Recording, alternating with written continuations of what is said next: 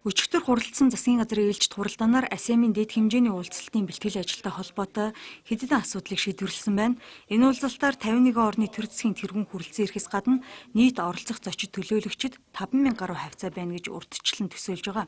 За тиймээс хүлээн авч байршуулах зочид буудлуудын хүрэлцэн хангамжийг судалж үзэж байна. За оны 1-р улирлын байдлаар улсын хэмжээнд 450 гаруй аж ахуй нэгж зочид буудлын үйлчилгээ эрхэлж байгаагаас 59 нь одны зэрэглэлтэй боловч 45 нь шаардлага хангасан байна.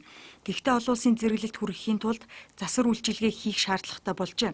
Засгийн газрын хуралдаанаар их тэнгэр болон төрийн тусгай хамгаалалтын үйлчилгээний салбарт байдаг зочид буудлуудын тоногдох хөрөмжийг солих шинжлэх тухай хэлэлцсэн байна. За мөн аж ахуйн нэгжүүдээс санал болгож байгаа дэлхийн зочид буудлуудын 4 сүлжээг оруулж ирэх санхүүгийн асуудлыг шийдвэрлэжээ. Эдгээр буудлууд шаардлагатай хөрөнгө бол бас багатай хэмжээний хөрөнгө байсан. Ингээд зочид буудлуудын зүгээс тавьсан хөрөнгийг тооцож үзээд нийтдээ 150 тэрбум төгрөгийг бол одоо эргэн төлөвлөлт нөхцөлтэйгээр Худалдаа хөгжлийн банкны хөөсвөрээр арилжааны банкудаар дамжуулан олгоё гэдэг шийдвэрийг өчтөр засгийн газрын хуралдаанаас гаргалаа. За ингээд энэ одоо зээл нь бол нийтдээ 5 хүртэлх жилийн хугацаатай 7-оос 9% хүүтэй байх юм аа.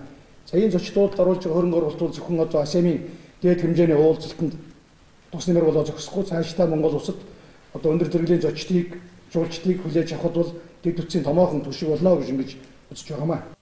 АСЕАН-ийн дэд хэмжээний уулзалтын бэлтгэл ажлын хүрээнд мөн зочдод үйлчлэх унааны хангалтын талаар хэлэлцсэн байна. 51 орны төрийн тэргүүн бүр нэг унаатай нэг цуванд 5 машин явахаар зохион байгуулах юм байна. Тиймээс машины хүрэлцээ одоо манад байгаагаас хэтэрч байгаа тул Японы Toyota корпорациас хамгийн сүүлийн үеийн машиныг нийлүүлэх саналыг зохион байгуулах орноос танилцуулжээ. Засгийн газар үүнийг хэлэлцээд санхүүжилтийн их усврийг ойрын үед шийдвэрлэхээр тогтжээ.